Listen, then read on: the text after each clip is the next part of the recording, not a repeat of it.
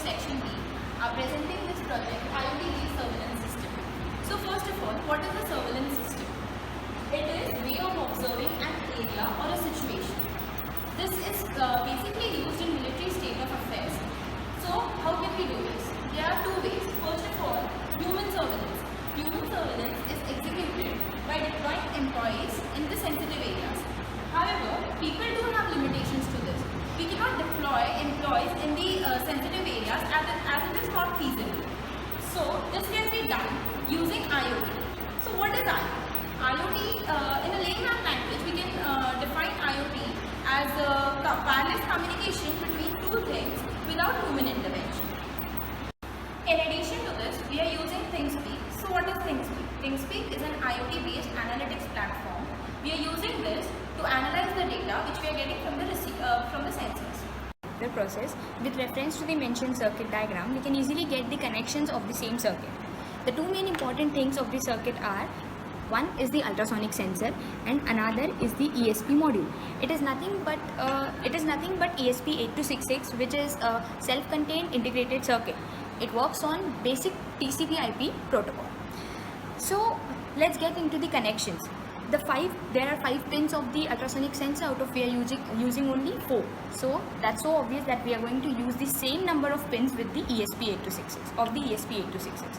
The VCC and the ground are both connected together of the modules. And then the two main important pins that we are dealing with are the trigger pin and the echo. So the trigger pin is connected to pin number 14, while as the echo is connected to pin number 16 of the module. The LED which we are using for the displaying of the output is present on the same module itself, so which is nothing but the pin number 15. So it is nothing but the red LED that we are going to use. We are using two modules, ESP and ultrasonic sensor. Ultrasonic sensor has two important pins, trigger pin and echo pin. Trigger pin is an input pin which generates an ultrasonic wave. This wave intercepts an object whose distance is to be calculated from the ultrasonic sensor. Echo pin's output depends upon the time required by the wave to come back after it has intercepted the object whose distance needs to be calculated. Let's understand the working. We have to specify a threshold distance so that when an object is detected and the distance is less than the threshold, the circuit will detect and the LED will glow. Now I've taken the object closer to the sensor and we can see the plotted graph on ThingSpeak in real time as it transitions from 0 to 1. It has transitioned from 0 to 1.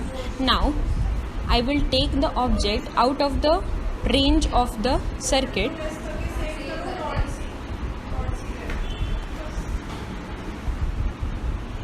Now I am taking the object out of the range of the circuit and the LED will go off. Soon you can see the transition that goes from 1 to 0. So this graph can help us monitoring various things, as with all such points at the higher level at specific time can give us the count of the people who tried to intrude the vicinity of the secure zone. Now let's glance through the code. So firstly, we are just giving the network access to the module and then specifying the API key where the data is going to be uploaded. Then, after checking the connection with the internet, and then we are checking that whether the intruder is crossing the threshold range or not with the help of the if-else loop. Accordingly, the data is getting plotted